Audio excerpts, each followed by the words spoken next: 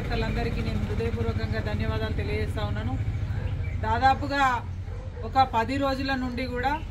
ఈ ప్రచార కార్యక్రమంలో ఎక్కడ కేజీబీవీ స్కూల్కి వెళ్ళినా, ఎక్కడ మోడల్ స్కూల్కి వెళ్ళినా, ప్రభుత్వ స్కూల్స్కి వెళ్ళినా, ప్రైవేట్ కాలేజెస్కి వెళ్ళినా, ఎక్కడికి పోయినా కూడా ఈ ఏడాదిన్నర కాలంలో కాంగ్రెస్ పార్టీ ప్రభుత్వం ఏర్పడ్డాక వారి యొక్క వైఫల్యాలను చూస్తూ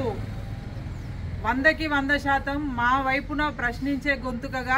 భారతీయ జనతా పార్టీ అభ్యర్థులను మేము గెలిపిస్తామని చెప్పి గ్రాడ్యుయేట్స్ కావచ్చు, మరొక వైపు టీచర్స్ కావచ్చు చెప్పడము నిజంగా కూడా చాలా సంతోషకరంగా భావిస్తూ ఉన్నాము.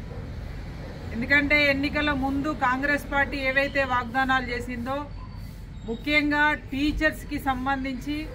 ఇవాళ పీఆర్సీ కావచ్చు, గతంలోనే కేసీఆర్ ప్రభుత్వం 317 ద్వారా